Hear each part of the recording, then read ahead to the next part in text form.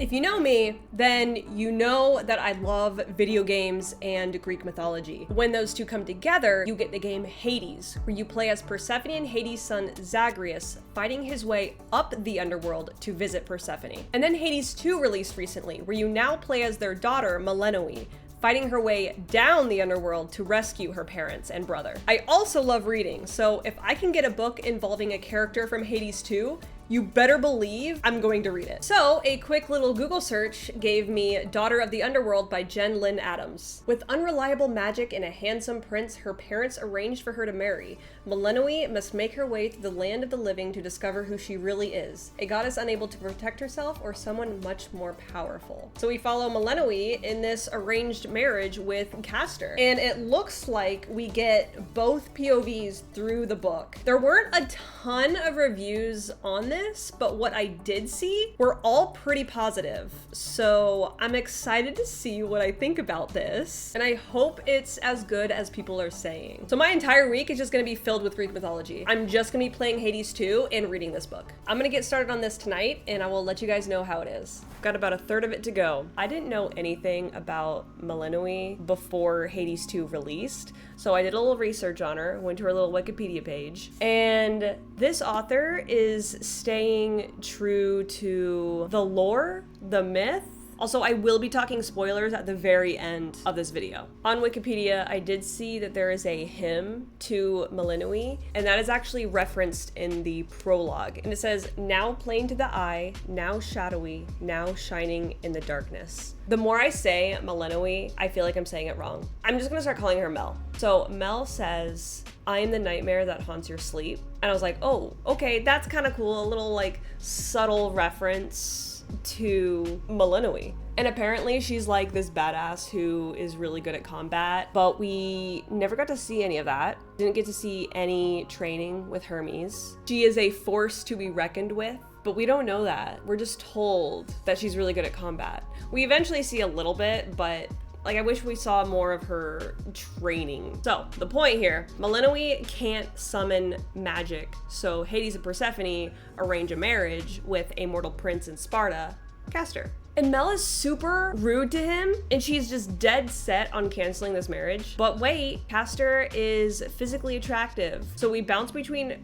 her being so rude to him every time he opens his mouth, but when he's just standing there, she just can't get enough of his abs, his shoulders, his physique, his eyes, his hair. It happened so much to where it was actually noticeable. I don't know how to explain it. Like, okay, you're mad about getting into this marriage, but then all she cares about is that he's hot. And she actually did point this out. She said, wanting to hate this man I've been chained to, but also wanting to see his naked torso again.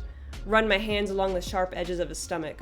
What is wrong with me? At least she was aware that this made no sense. I mean, honestly, it still doesn't, and I'm this far through. Definitely look up the trigger warnings in this book. I get that this is Greek mythology, and a lot of non-consensual stuff happened, but I feel like there's a line, and you don't need to reference it this many times. Also, the amount of withholding information in each of their point of views, we know that they're hiding something from the other, but when something comes out, they're like, why didn't you tell me? They're so heartbroken and confused why their partner didn't tell them something when they are also keeping something from that person. So that's super annoying.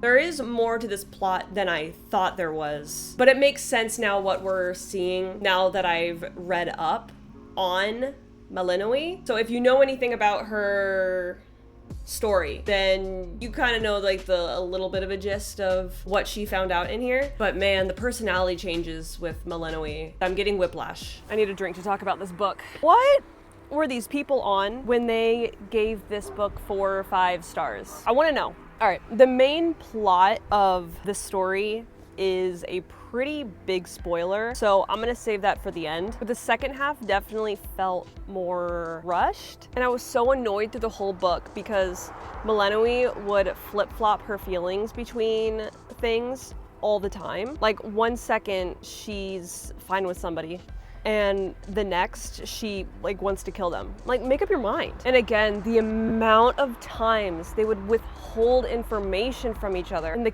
oh my god, wow, that's bright. The chemistry between Castor and Melinoe was non-existent. They were literally only physically attracted to each other. It was strictly just physical with them. At one point, Melinoe says that Castor has become her home, and I'm like, nah, I don't see it. I originally gave it 2 stars, but the second half sucked so much. After I rated it, I'm like, nah, I gotta bump it down again. 1.5. This was not that good.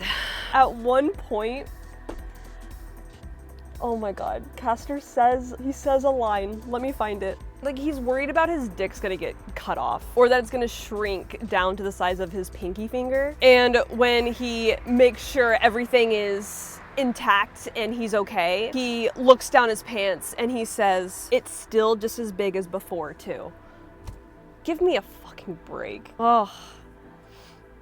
That's an example of just how the writing just suffered. Now for spoilers, she is actually Zeus's daughter, not Hades. So she stayed true to that. Before Persephone leaves for Sparta when she marries Castor, she learns from Persephone that Zeus is her actual father. Zeus forced himself upon Persephone. Pretty early on, we start to get flashbacks in Melinoe's perspective, and she doesn't know who these memories belong to. And then her magic starts to surface, but she has no control over it. So she starts to get the hang of married life, and her and Helen are outside, and they get abducted by Theseus and Pirithous. And then this is where the book gets really hard to read because of the content warning. It's described in too much detail for me to be comfortable with. Melinoe kills the 2 guys who are doing bad things to her and Helen. And Castor and Pollux, oh yeah, Pollux is all in this too, Castor's brother / Helen's brother. They come to the rescue after Melinoe has already killed them. So Melinoe comes up with a plan to get back at Zeus, so they want to travel to Mount Olympus to go see him. And on their way, they all stop at the Oracle of Delphi, and this is where she learns that all the memories that she's having, all these like weird flashbacks, are Hecate, and she learns that she is Hecate. And in Melinoe lore, her and Hecate are kind of described as one person. I did like that about the book, but obviously I wish it was done way better. And then at some point she runs away again. Somehow, I don't even remember, she gets captured by Poseidon and his wife. Poseidon drugs her because he is so afraid of Hecate and her powers because she is a Titan and she is stronger than him. Castor is then visited by an unknown god telling him to go rescue Melinoe / Hecate and get her back within 7 days or he will die. Also, he made him immortal for this task. But he is immortal now, but if he doesn't get her back, he's dead. After Castor and Pollux save Melinoe from Poseidon, Melinoe finally accepts that she is Hecate, so they're all still on their merry way to Mount Olympus. And on their way, they stop for Peleus and Thetis's wedding, and at this wedding she also meets up with Hephaestus and they have a little conversation that happens off to the side. We don't know anything about it until the very end of the book. Then they continue on their journey again and they stop to rest with Chiron, where Hecate eavesdrops on Castor's conversation with Zeus and then eavesdrops on Helen and Pollux talking with Castor about his conversation with Zeus, and she hears that Pollux is actually standing up for her. Pollux is like, motorcycle. Pollux doesn't say motorcycle. Pollux is like, yo, why would you do this behind your wife's back? Hecate wants to get to Zeus, and you made a deal to Zeus to bring Hecate to him just for immortality. So Hecate's like, yeah, Pollux is a cool dude. They leave in the middle of the night to go to Mount Olympus on their own. And then, long story short, Zeus now has Hecate and he has her all chained up. And then Castor comes along because he was somehow in the dungeons too. And then when she sees that they have him hostage, she is somehow like in love with him again. When we spent like a quarter of the book of her talking about how much she hates him and she wants to use her magic to like fry him. And then she's like on her knees begging for his life. But then she does say that she wants him to live for Helen and Pollux's sake. So I was okay with it a little bit, but it gets worse.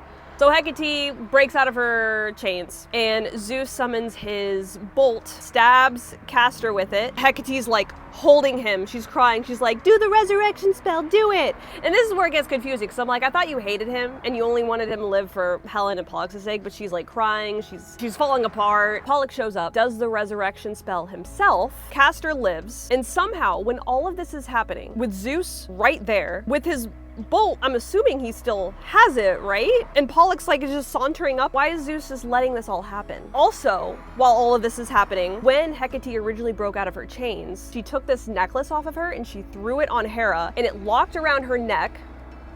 That's a cool card. Hera's like in agony, clawing at her neck. She's just straight up dying from this thing around her neck. And Zeus is just standing there watching all of this happening. So I don't know where Zeus's bolt went. But then all of a sudden, after he's done watching all of this unfold for what happens for like 10 pages, I swear, Hecate does this spell to contain him and turn him. I don't really know what happened here. It wasn't explained very well, or I was just reading too fast because I was just kind of fed up with the story. But he turns into an ash tree and gets sent to the underworld. And then Hecate and Castor live happily ever after, somehow. Why? Nope, I don't know. It doesn't make sense. And then in the epilogue, they get a letter from Castor's father saying that Helen is to be married. There's going to be a competition for her hand, and that there is going to be a war between the gods. So they're going to need Zeus again at some point. And you know what? This is apparently a duology, and I have zero desire to read the second book. It wasn't good, guys. I was feeling it, like the first 3 chapters, and these chapters are very short. I think the longest chapter is 4 pages. So 3 chapters is not saying much. I read this because I wanted more Melinoe in my life. I'm still glad I read this because it made me look up who Melinoe actually was in Greek mythology. It was cool to learn more about her and to kind of get some of that in here, but the writing was just not good. And I much prefer Melinoe and Hades too. So yeah, there are my thoughts. My very annoyed thoughts. I'm sorry, Jen Lynn Adams. This was still fun to try though, finding a book and relating it to a video game that I'm playing. Let me know if you have any books that you can relate to a video game or vice versa, because it's fun to have my 2 worlds collide, you know? Also, are you a gamer? Do you play any games? What do you play? Let me throw a million questions at you at once.